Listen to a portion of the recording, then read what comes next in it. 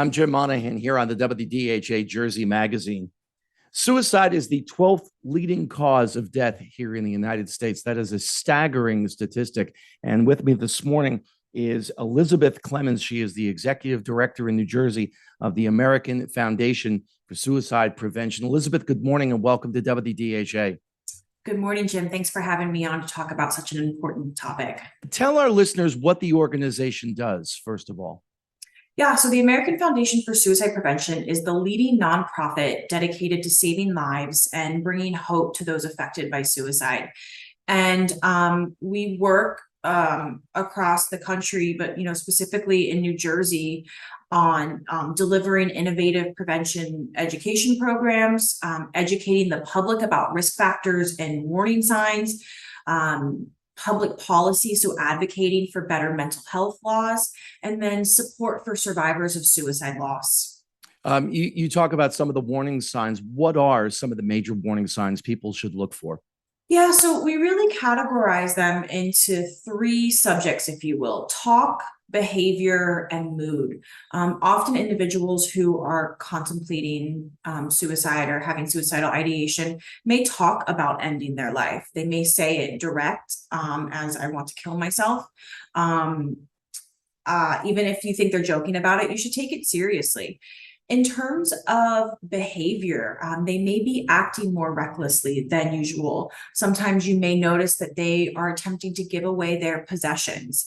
So again, we want to pay attention to the behavior and mood. That's another warning sign that people should look out for. And with mood, we always say too that, we anticipate it being the depression, the sadness, but oftentimes a shift in mood, if you've noticed someone who had been previously sad, down, if they're all of a sudden happy again, that can also be a sign that a suicide attempt is near. We know through research that when that shift can change, it's often because the individual has decided on the method of how they're going to end their life and feel a little bit less in pain. So we really want to watch for just, significant changes in one's mood. You mentioned age, and there was a couple of numbers here. For people between the ages of 10 and 14, suicide is the second leading cause of death.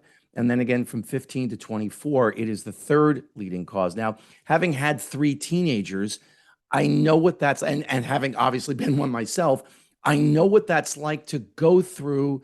I mean, puberty is nerve-wracking for everybody, for the parents, for the kids, because your body is changing. So you're seeing these mood swings back and forth for a parent who's watching this and knows what they themselves went through as a teenager or a middle school student. Like, where do you draw the line where it becomes, well, this is more than just a 13-year-old mood swing. This is something a little more serious. How do you know? Yeah, so my biggest statement to that, Jim, is trust your gut, right? As a parent myself too, to a young child, but this is very at the forefront in my house, and talking about mental health, having honest conversations about our mental health and checking in regularly. You as a parent, trust your gut. If you know something is off, there most likely is something going on. And again, having an honest conversation, establish a relationship with your child. Let them know that they can come to you and that this is a safe place to talk about your mental health. I want to help you and I want to support you through this, but I need you to let me know when maybe you're feeling a little lower than usual. And keep asking again, even if it doesn't turn out to be as serious as you may think it is, you're also giving them an opportunity to know that they can come to you if and when it could become something more than what it is. So trust your gut. Elizabeth Clemens, my guest this morning here at 105.5 WDHA and the Jersey Magazine, the executive director in New Jersey for the American Foundation for Suicide Prevention. We've been talking about ages, especially younger kids right now. How much of a factor do you think social media is these days? Oh, it's a huge factor. It's a huge factor. These kids are attached to it. I mean, they live and breathe on their phones. We talk a lot about the importance of deleting social media in one of our educational programs that we deliver to students at schools. And really having the conversation with them too about understanding that that image that someone has posted, that one image, is probably one of thousands of images that has been filtered that tells one story. And they may choose to highlight that one story, which doesn't even really show what truly could be going on in their life. So social media plays a huge role. And, again, we talk honestly with kids about recognizing when maybe it's time to take a step back from social media and deleting the apps from your phone, even if it's for a day or two or a week or longer, and really making sure that you're staying in touch with reality. But even to that point, Jim, I would say we have come a long way since social media started with also making sure that there are positive accounts to follow. One of our campaigns, our Seize the Awkward campaign, is a public service announcement in partnership with the Ad Council and the Jed Foundation.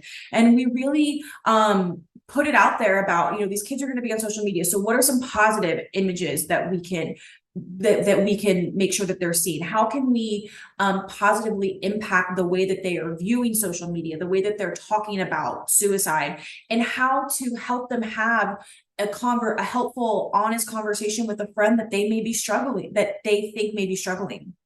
And bullying has been around forever. I know cyberbullying is a little bit of a different animal, but it's been around forever. So in some ways, I look at it and say, well, I'm not sure how much of a problem social media is. But then again, and you just alluded to this, when you're looking at someone's account, what you're basically seeing, it's like a music artist. It's their greatest hits.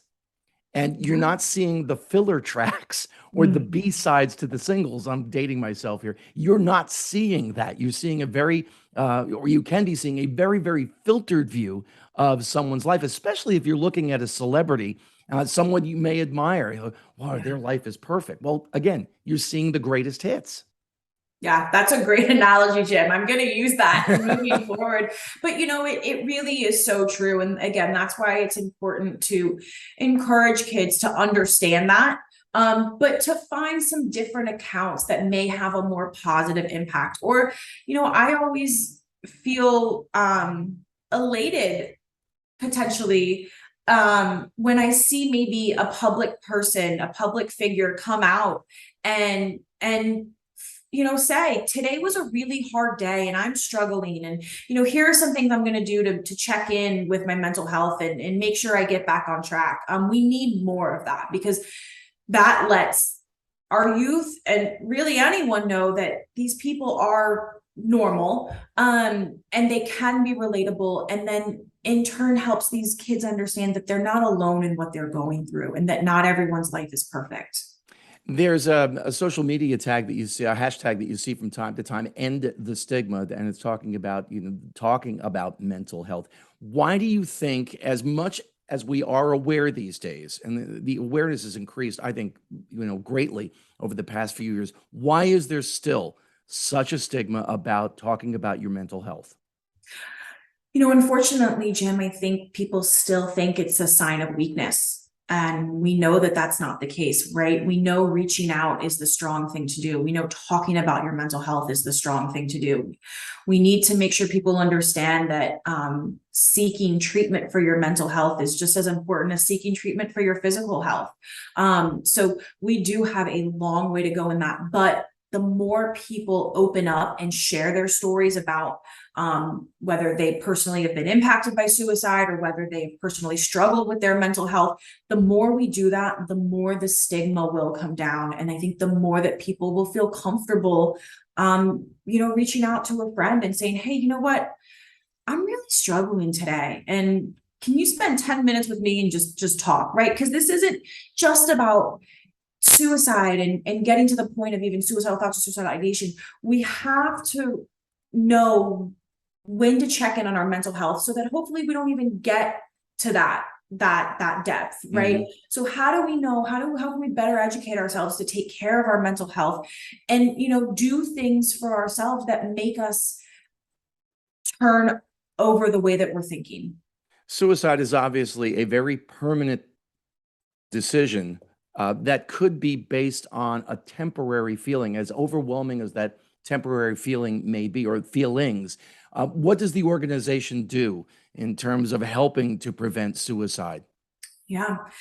So, Jim, one of our educational programs that we deliver out in the community is called Talk Saves Lives: An Introduction to Suicide Prevention.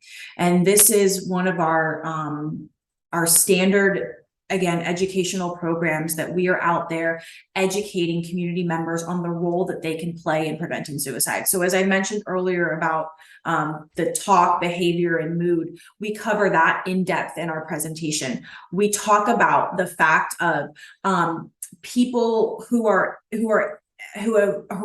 in crisis. They've reached a crisis point, right?